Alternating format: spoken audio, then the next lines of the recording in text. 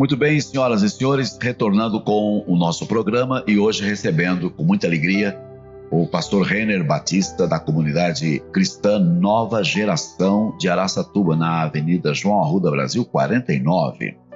Quero que você fale um pouquinho da comunidade aí local de Araçatuba, o trabalho que a igreja está desenvolvendo. Depois retornaremos com a nossa entrevista sobre arqueologia bíblica e as questões ali dos lugares que estão registrados nos evangelhos. Agora, nesse bloco, Renner, vamos falar sobre Jesus e a escolha dos seus discípulos e os próximos acontecimentos ali, ok? Falando da comunidade, então. Pastor Renner Batista, eu sou casado, tenho 2 filhas, pastora Alexandra, minhas filhas Bruna e Juliana, tenho um genro Flávio. Um abraço aqui muito carinhoso para a pastora Alexandra, para Juliana, para o Flavinho. Exato. E os netos ali. Os netos, João Francisco e José Antônio. Nomes bem brasileiros, hein? São fantásticos.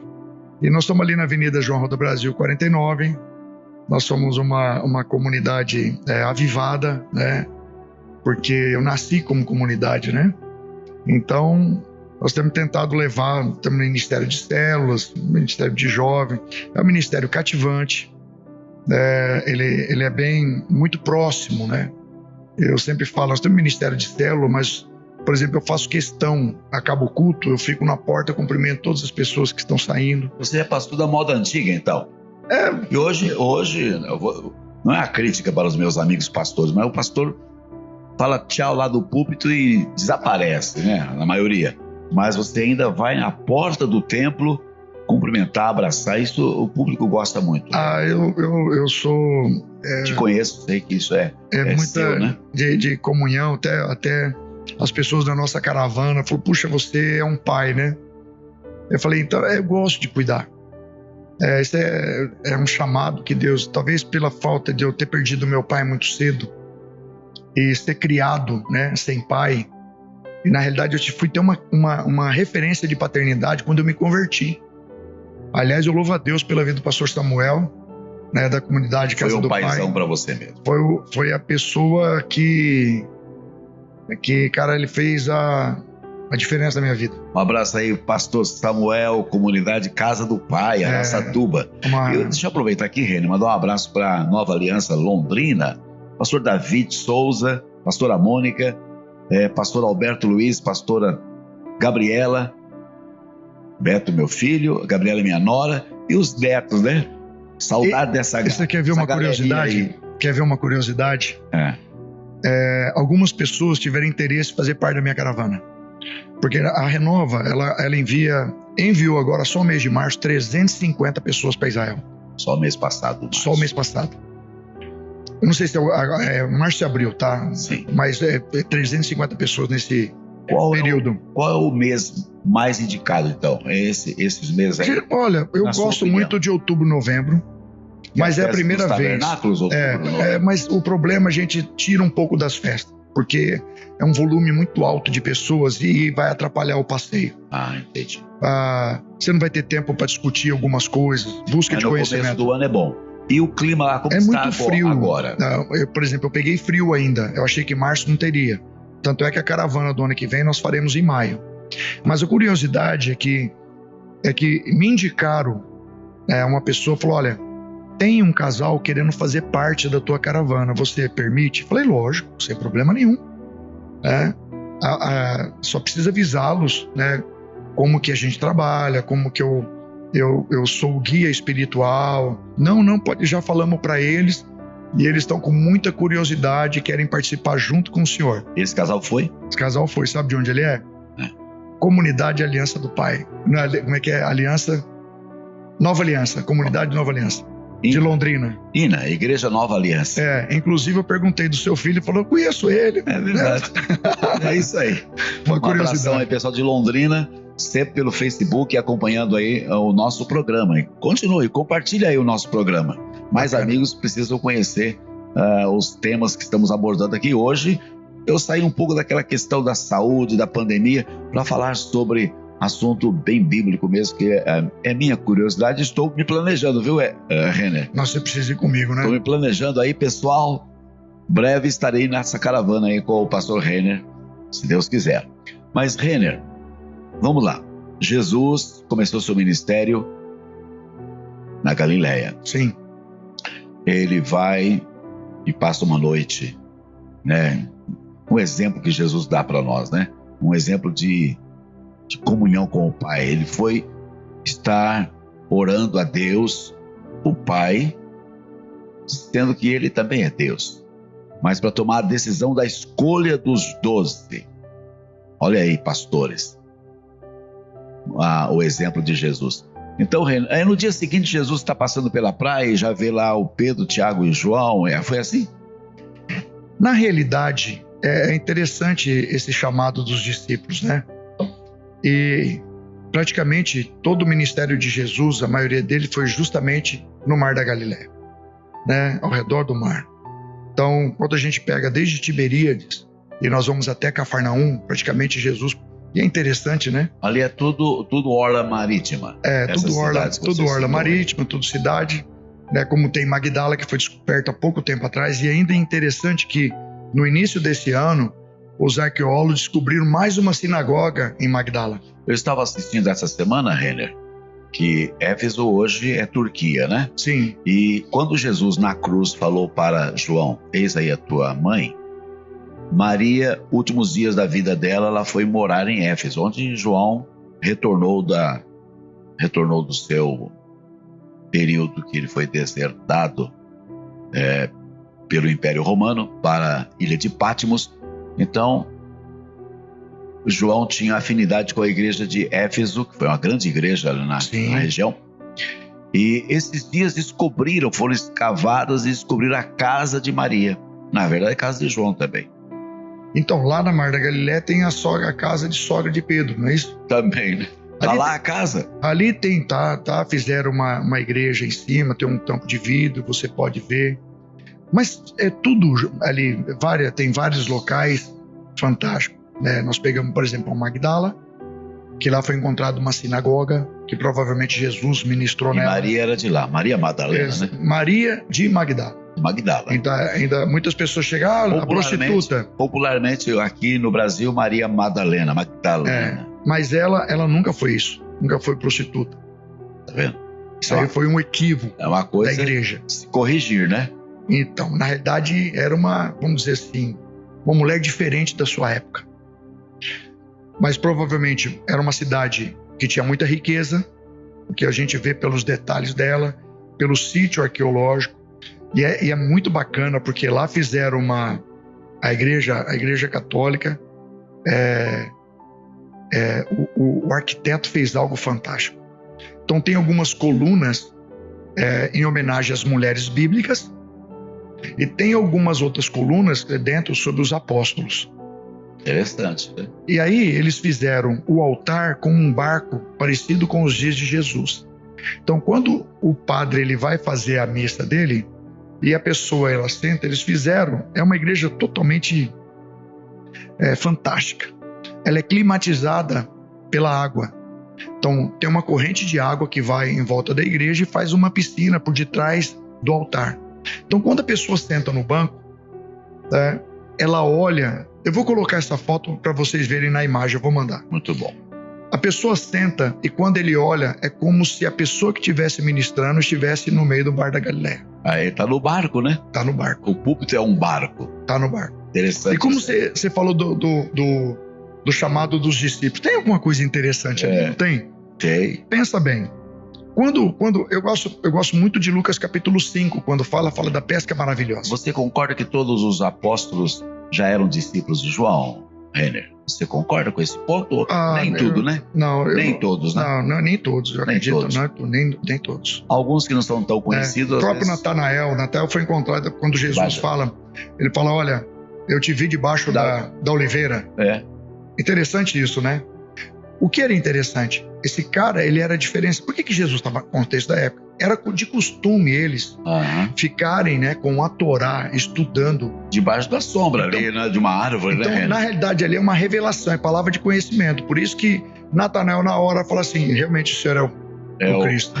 Entendeu? Porque ele me viu no meu íntimo, um homem fantástico. Mas Vamos voltar, por exemplo, na pesca. O que acontece ali?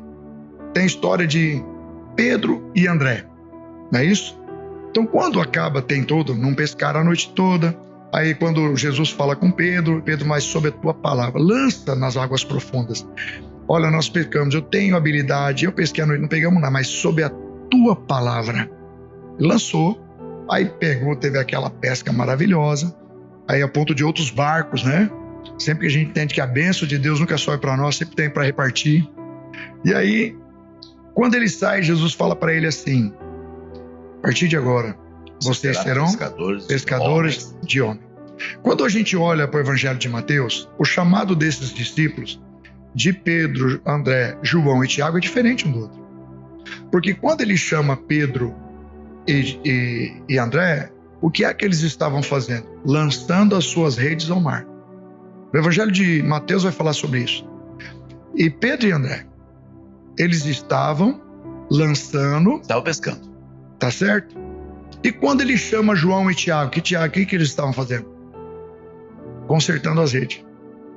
Então, quando a gente olha as escolhas dos discípulos, irmãos, é algo fantástico, né? Provavelmente Tiago era irmão de Mateus, que era o chamado Levi. Mas uma coisa interessante, já que nós estamos falando dos discípulos, e a gente entra novamente no contexto histórico, como Jesus me chama um revolucionário para dentro da equipe? Ele não chamou Simão o Zelote? Quem eram as famílias do Zelote? Vocês sabem que, por exemplo, na guerra que o Império de Roma vai e destrói Jerusalém, destrói Israel, foi uma revolta dos Zelote. Os caras era difícil, né? Esses caras, eles estão nas páginas brancas, no período... Eles eram de esquerda, então, pastor Renner? Eu não vejo que eles eram de esquerda, né? Porque quando esses caras de esquerda estão pensando muito em si, né? Esquece os valores, não é o caso do Zelote. Eles estavam lutando por causa... Lutando pela nação. Pela nação. Né? Eles eram assim, eles não aceitavam o domínio de Roma. Então era alguém que lutava contra o governo, se for ver isso aí, né? Pela nação de Israel. Pela nação, aquele governo que está sendo imposto. Então era aqueles caras que lutavam, que se escondiam em túmulos. A Judéia tem história desses homens aí, enquanto levantar contra o exército de Roma com um pedaço de pau, machado, com rastelo, com o trabalho deles, né? Com o instrumento de trabalho. Enquanto os caras vêm com elmo, vem com escudo, roupa, armadura, vem com lança, flecha, os caras iam com um pedaço de pau. E o que tinham, né? Eu fico pensando, como que Jesus traz um cara desse para dentro da equipe? Um cara do contra. O cara que não aceita algum tipo de imposição, que não está acostumado a ser submisso, que não se submete a um governo. Porque na realidade tudo que Jesus também está fazendo ali, está estabelecendo um governo. O reino de Deus.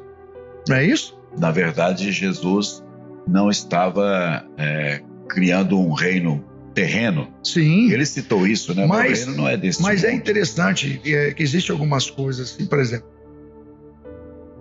Qual é o papel desse homem lá? Ele é o papel da resiliência. Ele é o papel da resistência. Por quê? Porque Jesus, ele escolhe a dedo a sua equipe. Porque no momento da perseguição, que muitos iam querer fugir, era a hora que esse homem aparece. Tá certo. Eu fico imaginando. É uma boa. A hora que vem a perseguição, que o exército de Roma vem com tudo para cima deles, ou os próprios fariseus, né, vem querer... Eles já estavam acostumados com isso, né? Então, é aquela hora que os discípulos querem negar, querem fugir, é a hora que você tem alguém na equipe que fala, não, você não vai fugir não, você vai ficar aqui do meu lado. Vamos segurar as pontas, nós estamos junto com Jesus nessa daí. Então, as escolhas dos discípulos é algo assim, fantástico quando a gente tem uma profundidade no estudo. E também só entendemos devido ao contexto da época, devido à situação, por exemplo, a parte histórica de tudo isso que eles estão vivenciando. O Mar da Galileia, ou o Lago de Genezaré, né? Ou o Lago de Tiberíades, só no Novo Testamento ele tem 3 nomes, né? Então, aí quando a gente olha para esse local, que nada mais é uma fenda, né, tipo de uma cratera que aconteceu ali, onde tem um desvio das águas do Jordão. É como se ela circulasse naquele... Galileia é um lago também. É um lago. Um lago, na verdade. Por que mar? Porque qual era o contexto que eles tinham na época? A hora que eles viam aquele mundo de água, para eles era mar, porque era muito local. Não esquece, Jesus passou praticamente 3 anos. Olha que coisa fantástica. É como se tivesse entre Araçatuba e Valparaíso. É como se o ministério de Jesus tivesse essa distância e repercutir na história. 40 quilômetros. 40, 50 quilômetros no máximo. Porque quando a gente começa a visitar, você põe o Monte das Bem-aventuranças. Aí você desce e tem a Igreja da Multiplicação dos Pães, que também foi um evento fantástico. Quando você sai dali, já tem logo em seguida o Primado de Pedro, onde tem, na realidade o local é chamado de Mensa Christi, ou seja, a mesa de Cristo, porque onde Cristo ceou, né, com os discípulos quando eles estavam pescando, mas quando tem aquele concerto e alinhamento de Pedro. Outra coisa interessante também, que eu sempre aconselho os pastores, sabe, meus amigos, eu estou sempre falando com eles, porque aquilo que Deus tem feito na minha vida, eu tenho tentado repassar e compartilhar isso. Por exemplo, eu tenho um aplicativo que eu tenho uma Bíblia traduzida. Então eu tenho, por exemplo, a parte, vamos dizer assim, principal, não a traduzida, né? Então, por exemplo, eu tenho a palavra do grego. Quando Jesus pergunta para Pedro, Pedro, tu me amas? A palavra amor aqui está relacionado a agapau. No texto está falando agapau, ou seja, o amor incondicional, o amor ágape. Como é que Pedro responde para ele? Sim, eu também te amo. Tu sabes que eu te amo, mas a palavra grega utilizada ali é filéu. Então, para nós amor, eu posso falar que eu faço amor com a minha esposa, eu posso falar que eu te amo com a mesma palavra. Porém, os dois amores aí são... sentido diferente. São distintos. Eu posso dizer que eu amo um sentimento da minha esposa. Então, por quê? Quando parte desse tipo de situação de fazer amor com a tua esposa, é a palavra eros. Quando é a palavra, olha, meu irmão, né? Nós aqui agora. O amor fraterno, filéu. Sim. Né? O amor de sangue é estorge. Né? Quando nós somos irmãos de sangue, estorge. Então é muito interessante isso daí. Por quê? Porque quando ele pergunta para Pedro, você me ama com amor incondicional? É como se Pedro respondesse para ele, eu gosto de você. A resposta dele é filéu, não é agapau. Então, quando Jesus está falando para ele, Pedro, tu me amas, agapau, ele fala assim, tu sabes que eu te amo, só que ele usa filéu, eu gosto de você. A última pergunta de Jesus como é, você gosta de mim? Foi a hora que cai o semblante de Pedro. Pedro, ele acorda. Então, é interessante isso. É que é um aprendizado para nós. Nós amamos Deus, a Cristo com amor incondicional, ou nós gostamos dele? Isso é muito sério, né? Porque ali, quando ele fala isso, aí Pedro entende o chamado dele, ao ponto dele morrer pelo amor de Cristo. E na verdade ele cumpriu esse propósito aí, ele morreu. Por isso que Jesus fala agora... Cristo morreu por ele, mas ele morreu por Cristo também. Então, mas até então, por quê? Porque é um homem falho, né? Como eu e você, nós somos falhos, mas Deus ele é misericordioso. Mas nós temos uma sinagoga muito interessante, que é a sinagoga da cidade de Cafarnaum.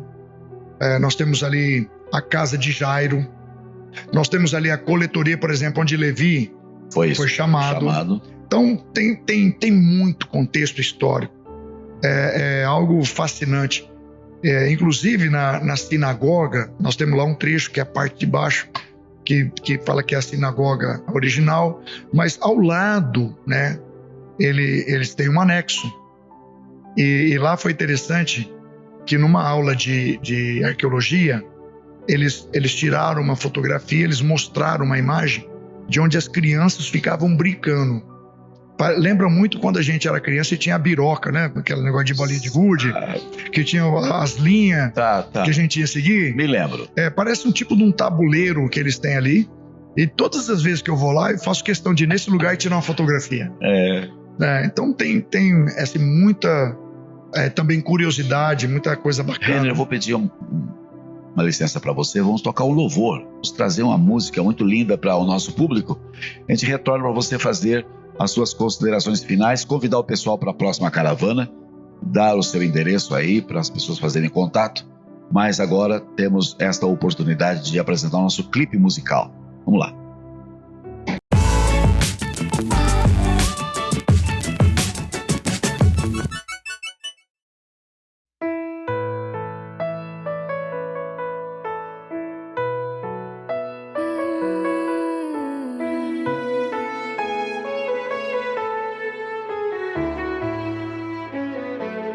Não tenha medo de contar, Deus vai te usar pra levantar. Conte os milagres que Ele fez, pois muito mais ainda Ele fará. Se por acaso perceber que alguém chegou a duvidar, não deixe de testemunhar. Deus vai te usar pra impactar. O inimigo vai tentar te calar, mas sabe que Deus vai usar a tua história pra impulsionar alguém que estava perto de parar. Não deixe de contar, não guarde em segredo o milagre. Esse é o tempo de testemunhar. O seu testemunho vai servir para a fé de alguém restaurar. Não guarde em segredo o milagre, grite para todo mundo ouvir. O Deus que operou lá no passado ainda faz milagre hoje aqui.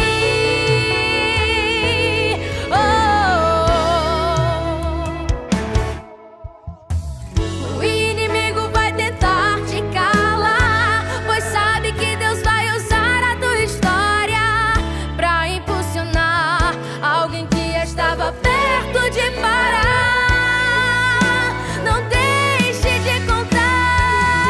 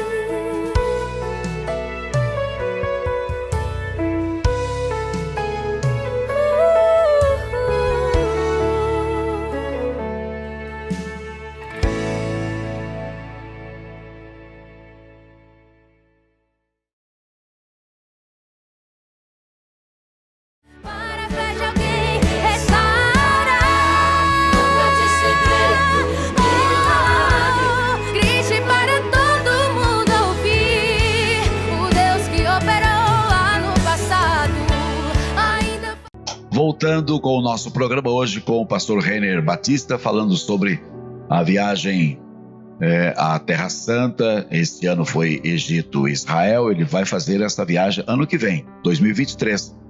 E para as pessoas que desejarem, pastor Renner, por favor, como elas devem proceder? Olha, pode entrar no meu próprio Facebook, Renner Batista. O meu telefone é 18 981 36 0020. Já na semana que vem, na próxima, nós estaremos já lançando o roteiro que nós faremos, e aí o valor da viagem. Isso aí você pode parcelar até no dia, né, de maio, 30 dias antes, com uma atualização do dólar para mais 10 parcelas. Então você pode praticamente pagar em 22 parcelas. Isso é interessante. Então acaba sendo... quando a gente olha o feedback da empresa, dessa viagem, um ônibus sair andar 2 horas para não levar no Sinai, com guia, segurança. Então, tudo isso aí, a gente... quando nós olhamos, quando nós estamos lá, as pessoas falam, essa viagem é barata demais. Por tudo aquilo que ela oferece, é barata demais. Dessa vez, eu ofereci isso aqui.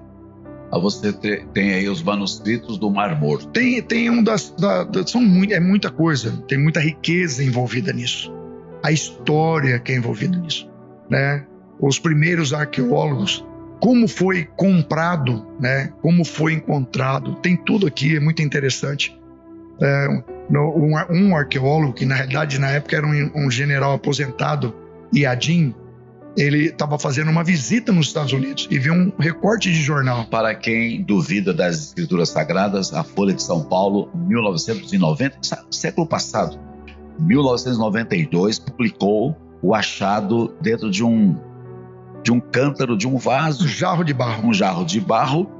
Aí no Mar Morto, um beduíno encontrou a bênção de Arão. Números, capítulo 6. Vendendo, inclusive, é o que está escrito nessa... A bênção? Nesse anel. A bênção de Arão. Ouça Israel, só há um Deus em Israel. Capítulo 6 de Deuteronômio. Verso 4, se não me engano. Ouça Israel, só o Senhor é o nosso Deus. É o nosso Deus. Esse manuscrito tem toda a história. Na década de 50, um padre francês, Roland Davot, que fez todo o trabalho arqueológico.